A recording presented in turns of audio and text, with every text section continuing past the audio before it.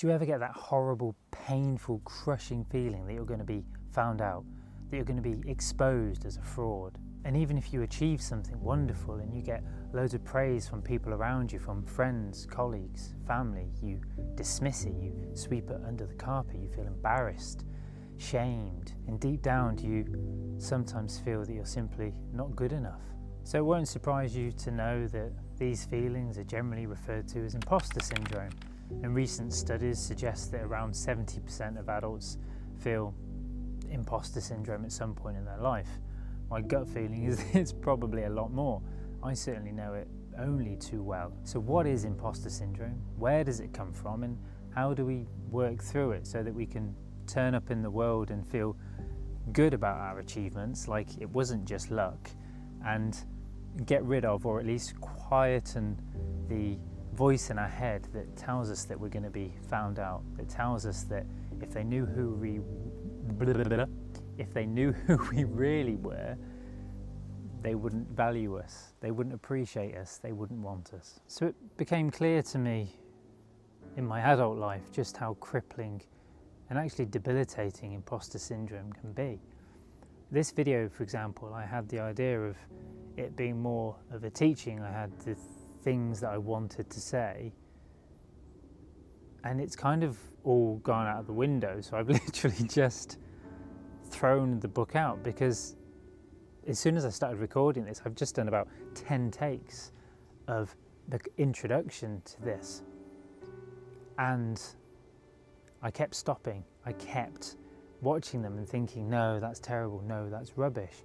And on point and beautifully, that's exactly what imposter syndrome is, or two parts of it. So one is perfectionism.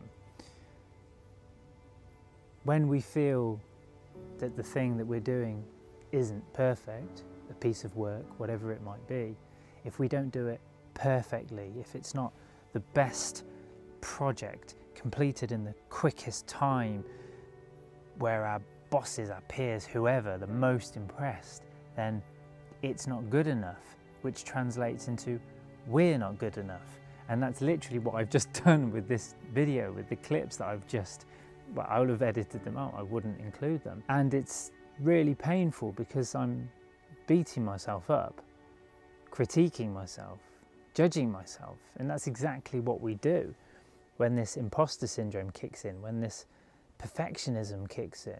The thing that comes up for me all the time around imposter syndrome is who am I to be putting this content out there?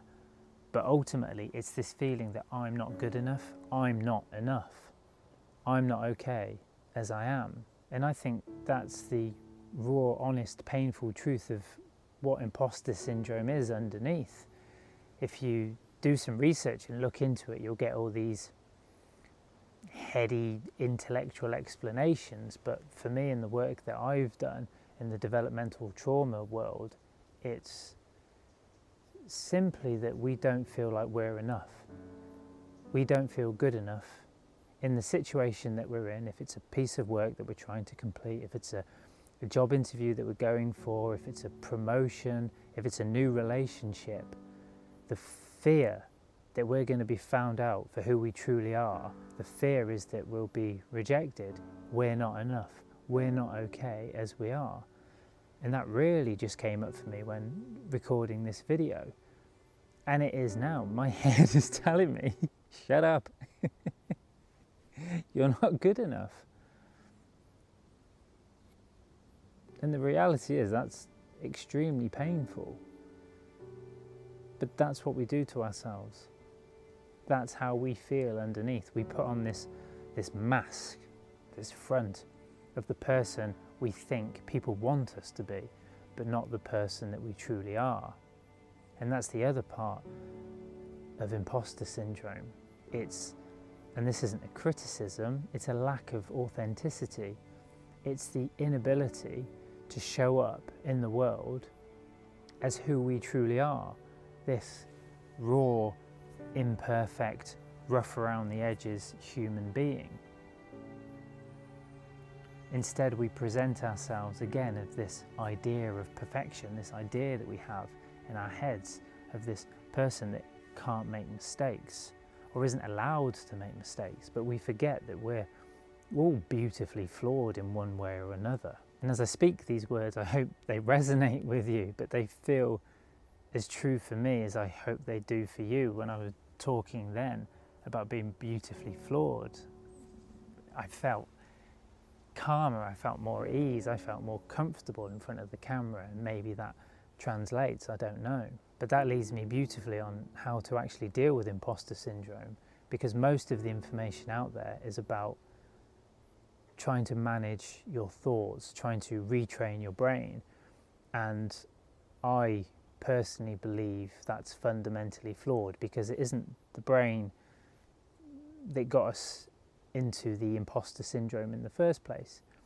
If you think about imposter syndrome, at what point in our lives would that adaptation have happened? When we're born into this world, we're young, we're curious, we're fascinated by everything, we want to learn, we have no fear, we don't believe that we're not capable of anything. I remember when I was a kid, I was convinced, I still am convinced, I flew down the stairs. Of course, that was probably my imagination, unless I can fly. I don't think I can. But my point being is we're limited by nothing.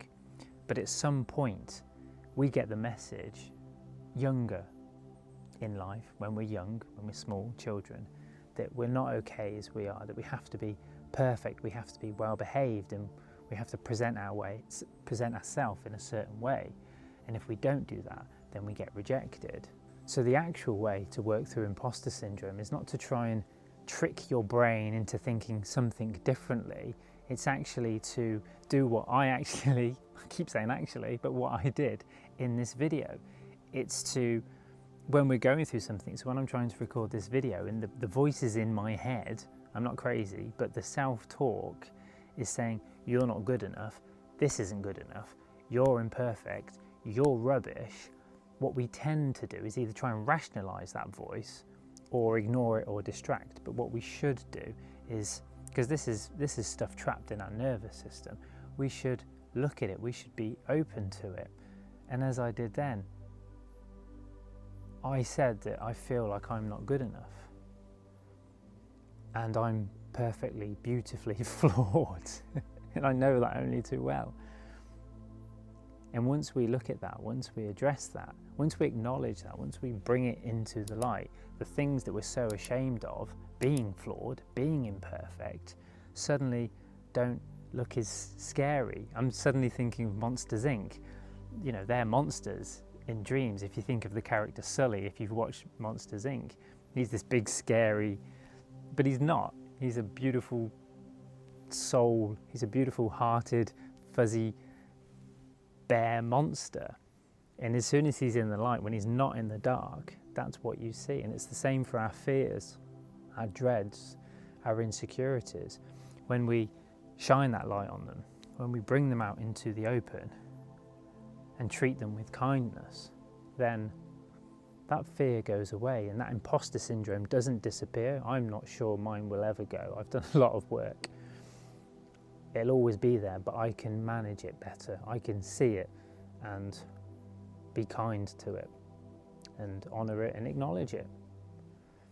And that's the way to work through yours. So if there's something going on in your life at the moment where you feel like you're an imposter, if you get a pen and paper and write down the situation, and then you can just write, when I think of this situation, I feel, and let the pen write. Don't use your brain. This isn't an intellectual exercise. Just let the pen write.